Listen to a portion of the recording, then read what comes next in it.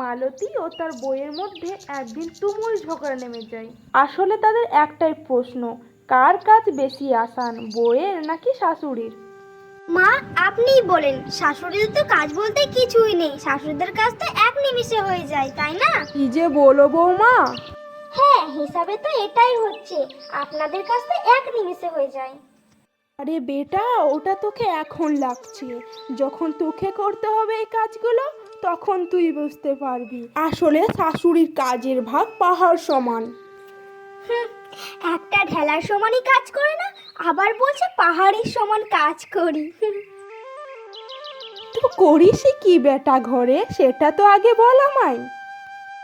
আমি থোড়ি না কিছু করি, শুধু তো জাদুতে হয়ে যাচ্ছে কাজগুলো। আরে একদিন আমার কাজটা করলে তবে আপনি বুঝতে পারবেন। ওকে ওকে, সেট আপ। কাল থেকে আমি এই বাড়ির সব কাজ করব, আর তুই আমার জায়গায় বসে এই বাড়ির হিসাবপত্র রাখবি। ঠিক আছে, এটা আবার করা কোনো ব্যাপার হলো? আর এই শাশুড়ি বৌমার ডিলের ব্যাপারে রেশমির স্বামী মোহন কিছু জানতো না, এমনকি মোহনের বাবা সুরেশবাবু কিছু জানতো না। আর এই শাশুড়ি বৌমার চক্করে তাদের অবস্থাও খারাপ হতে চলছে।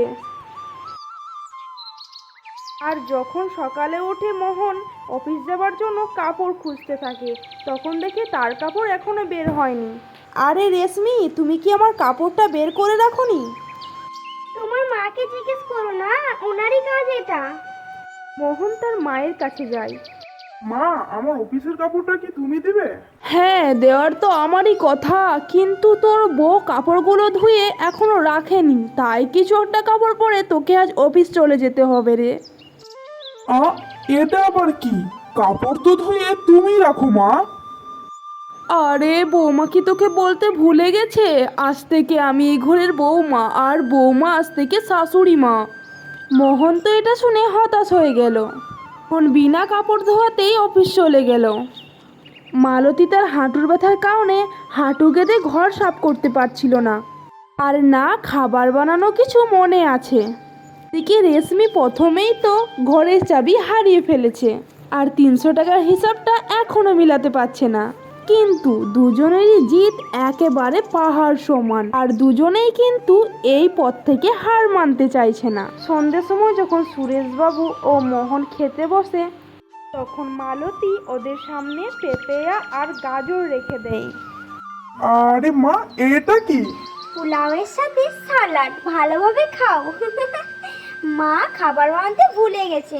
আরে বাড়ির সমস্ত হিসাবপত্র মনে রাখি, খাবার কিভাবে ভুলে যাব আমি? আর এটা তো আমি জানি, খাবারের থেকে ফল খেলে শরীর সুস্থ থাকে, তাই তো আমি এনেছি। এনে পেঁপেটা খা। রাত গড়ে এলে সুরেশবাবু আর মোহন এটা নিয়ে আলোচনা করে। বাবা, এদের ঝামেলার মধ্যে না আমাদের ঠিক মতো খাবার জুটছে, না এ বাড়ির হিসাবপত্র ভালোভাবে থাকছে। হ্যাঁ বেটা, এদের দুজনের লড়াইয়ের মধ্যে আমাদের লুস্কান হয়ে যাচ্ছে।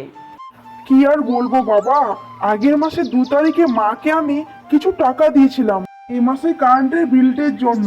আর আজ যখন চাইলাম তখন বুঝতে পারলাম ওই টাকা দিয়ে রেশমি গ্যাস সিলিন্ডার কিনে এনেছে। আচ্ছা, তাহলে সিলিন্ডারের টাকাটা কোথায় গেল? সিলিন্ডারের কোনো টাকা নেই বাবা, আগে থেকে তো আমাদের বাড়িতে একটা ট্যাঙ্কি ছিল।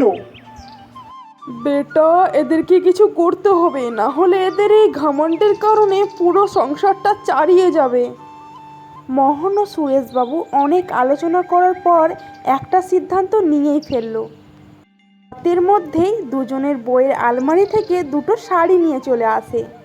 সকালে যখন রেশমি ও মালতী উঠে দেখে, তখন এমা, দুজনের স্বামী শাড়ি পরে সবজি কাটছে।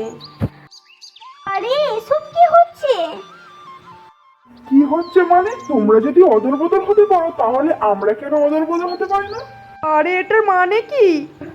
আরে না না, আমারও ছোটবেলা থেকে ইচ্ছে ছিল আমি কাউরির বউ হব, আর আজ থেকে মালতী বড় বউ, আমি মেজ বউ, আর মোহন ছোট বউ।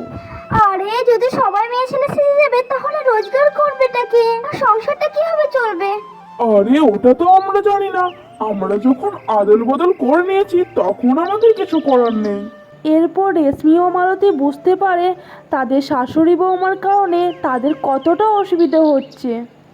আর এদের দুজনের ইগোর কারণে ওদের কতটা প্রবলেমের সামনে পড়তে হয়েছে। আসলে মা আপনিই সঠিক, শাশুড়ি হওয়া কতটা কঠিন সেটা আমি বুঝতে পেরেছি। আরে হে বেটা, আমার দ্বারাই হচ্ছে না এসব কাজ। যা, তুই তোর জায়গাতেই থাক বাবা। হ্যাঁ হ্যাঁ একদম মা। আর আপনারাও একটু বদলে নেন কাপড়টা, কেউ যদি এসে পড়ে তাহলে কি ভাববে দেখে। আচ্ছা আচ্ছা, তোমাদের মাথায় এটা তো ঢুকলো, আমি এক্ষুনি গিয়ে কাপড় বদলে আসছি। আরে দাঁড়া বেটা, একটা ফটো নিয়ে এলি তোর। আমার মেয়ে হলে শাড়ি পরলে ঠিক এমনটাই লাগতো। আর আমার ফটোটা কি নিবে না?